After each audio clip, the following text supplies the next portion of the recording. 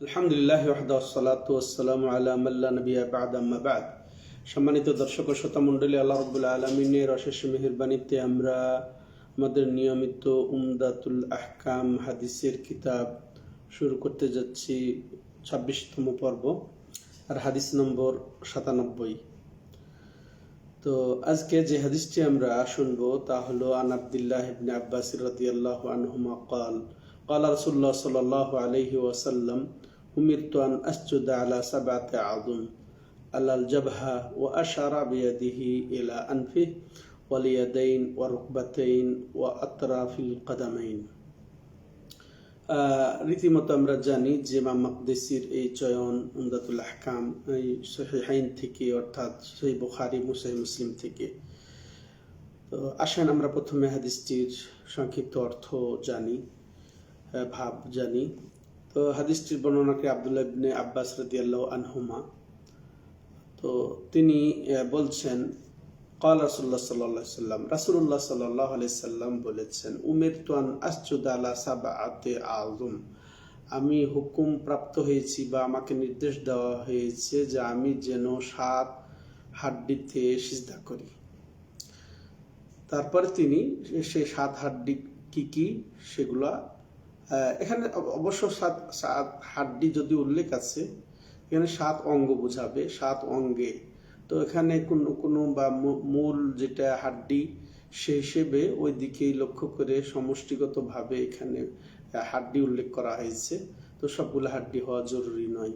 তো এখানে 7 হাড্ডি বলতে 7 অঙ্গে সিজদা করতে আমাকে আদেশ করা হয়েছে। আর সেগুলো কি কি?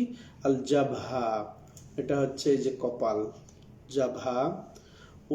ওয়াশারা বিয়াদিহি ইলা আনফিহি, এবং তিনি এইভাবে ইশারা করেছেন, তার সাথে নাকও শামিল, নাকও অন্তর্ভুক্ত।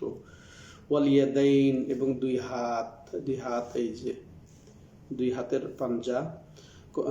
ওয়ার রুকবাতাইন, এবং দুই হাঁটু। ওয়া আতরাফিল কাদামাইন, এবং আমাদের পায়ের পাতা যে আছে, পায়ের পাতার ওই যে আঙ্গুল, আঙ্গুলগুলার উপরে সিজদা, আঙ্গুলগুলা সিজদা করবে। এই হলো 7টা। তাহলে এখানে আমরা হাদিস থেকে যা বুঝতে পারলাম যে 7 অঙ্গে সিজদা করা আমাদের প্রত্যেকের জন্য ফরজ, সামর্থ্য থাকা অবস্থায়।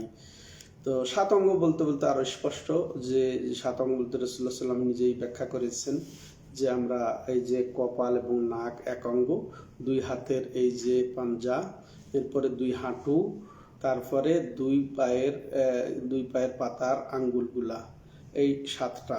তো এটা নবী সাল্লাল্লাহু আলাইহি ওয়াসাল্লাম বলছেন উমিরতু, আমাকে হুকুম দেওয়া হয়েছে, আমি নির্দেশিত হয়েছি। এর অর্থ কি নবী সাল্লাল্লাহু আলাইহি ওয়াসাল্লাম এভাবে পড়বেন? না, তিনি আমভাবে যেমন বলছেন সাল্লু কামা রাআইতুমুনি উসাল্লি, ওভাবে সালাত আদায় করো যেভাবে আমাকে তোমরা সালাত আদায় করতে দেখো।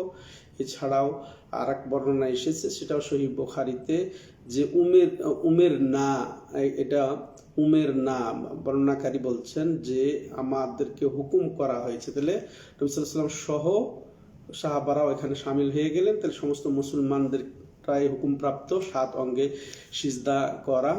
আমভাবেই রাসূল থেকে যা বলা যে নির্দেশগুলা, সেগুলা সাহাবা সহ উম্মত এখানে অন্তর্ভুক্ত রয়েছে। তেমন নিষেধাজ্ঞা, যেগুলা নিষেধাজ্ঞা এসেছে নবী সাল্লাল্লাহু আলাইহি ওয়াসাল্লামের উপরে, সেগুলো সাহাবা সহ সমস্ত উম্মতই অন্তর্ভুক্ত, যদি খাস দলিল না থাকে এটা বিশেষিত হওয়ার জন্য যে নবী সাল্লাল্লাহু আলাইহি ওয়াসাল্লাম এই হুকুমের জন্য নির্ধারিত। তাছাড়া যদি এরকম নির্ধারিত না থাকে তাহলে সবার প্রতি এটা প্রযোজ্য হয়ে যায়। তাহলে আমাদেরকে অবশ্যই 7 অঙ্গে সিজদা করতে হবে যখনই সিজদা করব। এটা গুরুত্বপূর্ণ, এই মাসালাটা আমরা এখান থেকে জানতে পারি। তো আমরা 7 অঙ্গে সিজদা করব, এটার হিকমত সহ আরো কিছু কয়েকটি বিষয় আমরা জানবো। প্রথম বিষয় যে কেন আমরা এরকম ভাবে 7 অঙ্গে সিজদা করি বা করা আমাদেরকে আল্লাহ রাব্বুল আলামিন হুকুম দিলেন। কারণ এটা হচ্ছে আমাদের 7টা অঙ্গ যেটা আমরা দিয়ে সিজদায় পতিত হয়ে যায়, পড়ে যায়, সেটা হচ্ছে একেবারে উপরের সাইড, আমাদের ফ্রন্ট সাইড, সামনের সাইড, শরীরের সামনের সাইড। তো এটা দিয়ে সিজদা হচ্ছে, এটা স্পষ্ট বোঝা যাচ্ছে যে উপর থেকে সিজদা আমরা পড়ে যাই, সেজদায় পতিত হয়ে যায়। আর এই অঙ্গ দিয়ে আমরা সাধারণত যত কাজ করে থাকি, যত আমরা প্রচেষ্টা করে থাকি দুনিয়া এবং আখেরাতের, এই অঙ্গগুলা দিয়েই। অতএব এগুলা দিয়ে সেজদা পতিত হয়ে যাওয়া একেবারে সবচেয়ে বিনয় প্রকাশের একেবারে চরম পর্যায়ে, এটা বোঝা যায়। এটা বুঝতে পারলাম। এরপরে আরো যেটা বুঝতে পারলাম যে এর মাধ্যমে আল্লাহর একের চরম বিনয়বনতা এটা প্রকাশ পায় আল্লাহর জন্যই। হ্যাঁ, তো এটা স্পষ্ট হলো, এটা একটা হিকমতের বহিঃপ্রকাশ। দ্বিতীয়ত হচ্ছে যে বিষয়টা আমরা জানবো 7 অঙ্গে সিজদার ক্ষেত্রে, যে এটা সার্বক্ষণিক 7 অঙ্গ পতিত থাকবে যতক্ষণ আমি সিজদা করব। এ নয় যে কিছুক্ষণ আমি 2 পায়ের পাতা উঠিয়ে ফেললাম বা 1 হাত উঠিয়ে নিলাম, এরকম যেন না হয়, বরং সার্বক্ষণিক 7 অঙ্গে সিজদা করতে হবে প্রয়োজন ছাড়া। প্রয়োজন যদি পড়ে, কোনো ওজর যদি হয়, যেমন এমন অবস্থা হয়েছে কোনো পোকা মাকড় বসেছে এক পায়ে আর এক পা, তো আপনি হয়তো পোকাটা সরানোর জন্য পাটা উঠিয়ে সরিয়ে দিলেন, এরকম চুলকানি, এমন চুলকানি যে আপনাকে বিঘ্নিত করছে, সিজদাতে মনোযোগ হারিয়ে ফেলেছেন, তখন আপনি একটু যতটুকু প্রয়োজন ততটুকু চুলকে নিলেন। এরকম ছাড়া সার্বক্ষণিক 7 অঙ্গ রেখে আপনাকে সিজদা করতে হবে।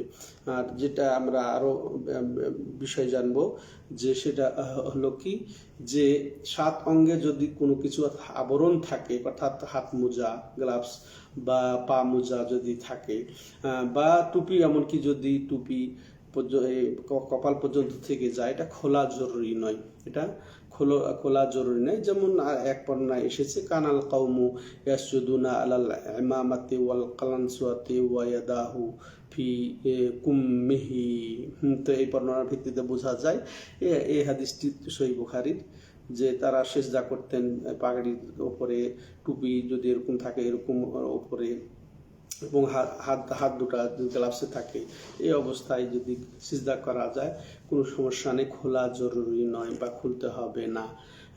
এটাও আমরা বুঝলাম।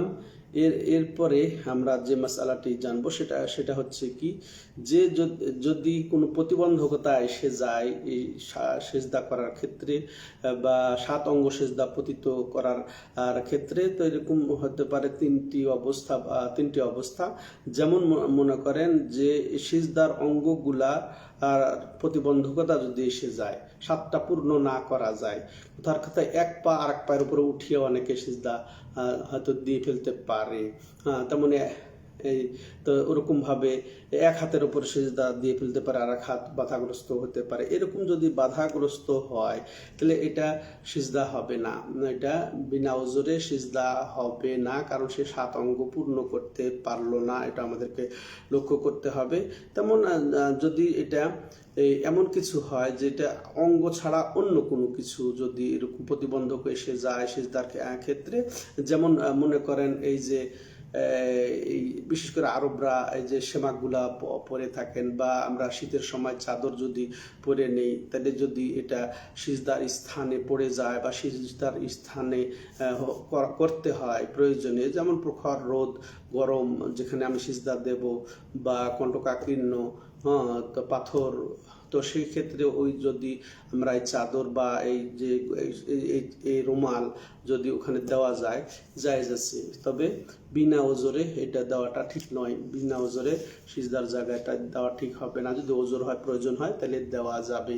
তৃতীয় যেটা বিষয়, যেটা আলাদা জিনিস, কথার কথা এই আমার শরীরের সাথে এই যে রুমাল বা চাদর, এটা ছাড়া অন্য কোনো জিনিস সিজদার ওখানে দিয়ে বাধাপ্রাপ্ত যদি হয়, সেটার হুকুম কি হবে?